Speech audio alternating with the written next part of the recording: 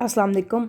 तो हम देखेंगे एम्फीबियंस के जो है ना बेसिकली जो है ना हार्मोन्स को हम देखेंगे, जिसमें थायराइड ग्लैंड का जिक्र किया गया है कि एम्फीबियंस के अंदर थायराइड ग्लैंड पाया जाता है, जो कि उन्होंने कहा है कि एज इट जो है ना यानी जिस तरह से अब हम वर्टिब्रेट्स के अंदर जो है थायराइड ग्लैंड पाया जाता है, ये ऐसे नहीं था बल्कि इवॉल्व हो गया है। किस तरह से इवॉल्व हुआ है? उन्होंने कहा है कि एंडोस्टाइल से ये जो है ना इवॉल्व हुआ है। एंडोस्टाइल जो है एक फिल्टर फीडिंग स्ट्रक्चर था जो कि below ventral surface of pharynx के पाया जाता है। और अगर हम मॉडर्न थायराइड ग्लैंड भी देखें ना, तो फेरिंग्स के वेंट्रल सरफेस पे ही पाया जाता है। तो समहाउ जो है हाइपोथेसिस दिया गया है कि किस तरह से थायराइड ग्लैंड जो है इवॉल्व हुआ है। तो वो कुछ यूं ही हुआ है कि उन्होंने कहा है कि पाउचेस थी, ठीक है, वेंट्रल सरफेस के नीचे, फेरिंग्स की वेंट्रल सरफेस के नीचे, जिसका कनेक्शन जो था लॉस्ट हो गया और वो थायराइड ग्लैंड में कन्वर्ट हो गया। ठीक है, तो बेसिकली एंडोस्टाइल से वो कहते हैं कि एम्फीबियंस के अंदर जो थी एंडोस्टाइल से ना थायराइड ग्लैंड की एवोल्यूशन हुई है। ठीक है, अब एक दो बातें हमेशा याद रखिएगा बच्चे, कि जो एंडोस्टाइल है वो भी वेंट्रल सरफेस के फेरिंग्स की वेंट्रल साइड पे मौजूद है, और जो अब का मॉडर्न थायराइड ग्लैंड है वो भी फेरिंग्स की वेंट्रल सरफेस के वेंट्रल साइड पे प्रेजेंट है। यानी नीचे जो है थायराइड ग्लैंड है और हल्की सी ऊपर जो है ना इनकी फेरिंग्स होती है। ठीक है, तो उधर से फिर अंदाज़ा किया जाता है कि हो सकता है कि ये एंडोस्टाइल से निकला हो। एंडोस्टाइल जो था प्रिमिटिव जो है ना फिशीज़ के अंदर बेसिकली जो है ना लैम्प्रे की बात की गई है। ठीक है, प्रिमिटिव जो वर्टिब्रेट्स थे उनके अंदर ये फीडिंग स्ट्रक्चर के तौर पे यूज़ किया जाता था। ठीक है, फिल्टर फीडिंग में, और साथ में म्यूकस रिलीज़ करता था जो कि एडहेरिंग फूड एडहेरिंग में मदद देती थी। एडहेरिंग का मतलब होता है चिपकाना। ठीक है, इसके साथ उन्होंने बात की है कि इसकी शेप की थोड़ी सी बात की है कि शेप जो होती है ये सिंपल टू कॉम्प्लेक्स है। ठीक है, फिशीज़ के अंदर और कुछ एम्फीबियंस और कुछ मैमल्स के अंदर ये एक सिंगल स्ट्रक्चर है।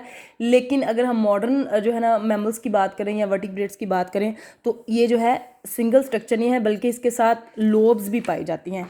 ठीक है, नेक्स्ट अगर हम देखें तो इधर हम देखेंगे कि थायराइड ग्लैंड जो है एक्चुअली हमने क्या कहना है, हमारा बेसिक जो है ना टॉपिक कौन सा है कि ये मेटामॉर्फोसिस करवा रहा है, यानी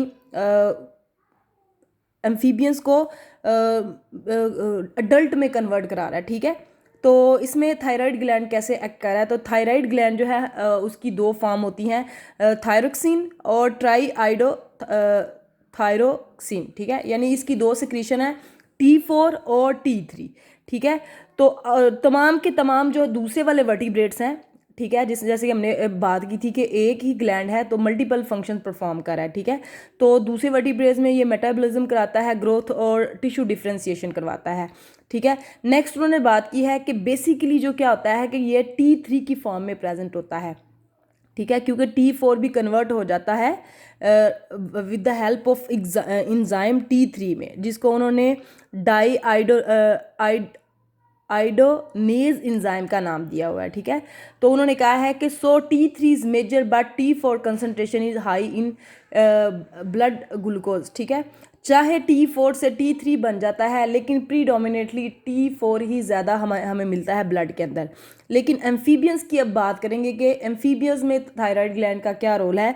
तो एम्फीबियंस के अंदर जो है मेटामॉर्फोसिस को कंट्रोल कर रहा है। ठीक है, बेसिकली थायराइड ग्लैंड है जो कि T3 और T4 की फॉर्म में, और साथ में ना प्रोलैक्टिन इसकी मदद कर रही है। ठीक है, तो केस 1 में क्या है कि जब मेटामॉर्फोसिस को रोकना होता है तो केस 1 में क्या होता है, ठीक है, यानी जब मेटामॉर्फोसिस नहीं हो रही तो लो थायरोक्सिन रिलीज होती है और लो जो है ट्राईआइडोथायरोनिन होती है, यानी T4 और T3 की कंसंट्रेशन कम होती है और हाई कंसंट्रेशन होती है प्रोलैक्टिन की।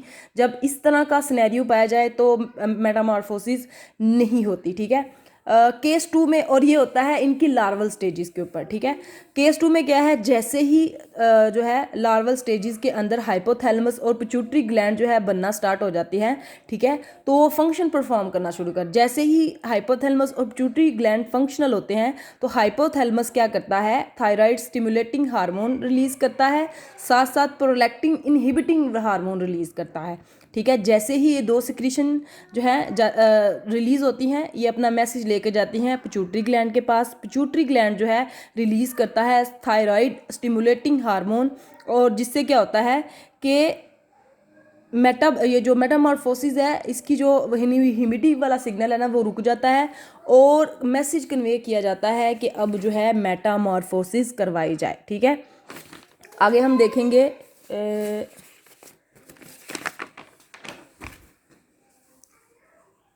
नंबर 2 जो केस है उसके अंदर क्या है कि अब मेटामॉर्फोसिस का सिग्नल जो है आ गया है थ्रू हाइपोथैलेमस। ठीक है, तो क्या होगा, थायरॉक्सिन यानी T4 और T3 की कंसंट्रेशन बढ़ जाएगी।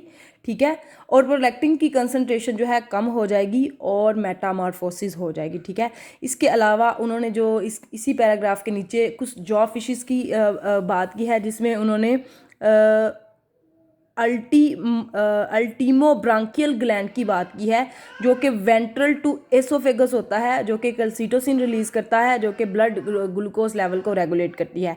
इसके अलावा उन्होंने कहा है कि जो इसके अलावा उन्होंने कहा स्पेशलाइज्ड एंडोक्राइन सेल्स होते हैं जिनको उन्होंने क्रोमैफिन टिश्यू और ग्लैंड्स का नाम दिया है। ठीक है, यानी टिश्यूज भी कहते हैं और ग्लैंड्स भी कहते हैं। ठीक है, इन्होंने कहा है कि जो है ना लोकेशन की बेस के ऊपर उन्होंने कहा है कि सिमिलर टू एड्रीनल ग्लैंड। ठीक है, यानी जॉ फिशेस का ये एड्रीनल ग्लैंड है। ठीक है, क्योंकि ये नियर किडनी प्रेजेंट है। ठीक है, तो इसकी भी उन्होंने आगे से 2 बात की है, एपिनेफ्रिन और नॉरएपिनेफ्रिन, और फिर दूसरा जो कि एपिनेफ्रिन होता है या एड्रीनालिन भी कह सकते हैं, नॉरएपिनेफ्रिन और नॉरएड्रेनालिन भी कह सकते हैं। तो बेसिकली इसका फंक्शन क्या होता है, वैजो कंस्ट्रिक्शन करवाता है। वैजो कंस्ट्रिक्शन मीन ब्लड जो है ब्लड वेसल जो है वो सिकुड़ जाती हैं। ठीक है, जिससे ब्लड प्रेशर इंक्रीज होता है, जिससे जो है हार्ट रेट को कंट्रोल किया जा सकता है। ठीक है, और ये जो है फाइट और फ्लाइट में जो हेल्प करता है, और जो है जब वैजो कंस्ट्रिक्शन होती है तो ब्लड ग्लूकोज लेवल जो है वो भी चेंज हो जाता है।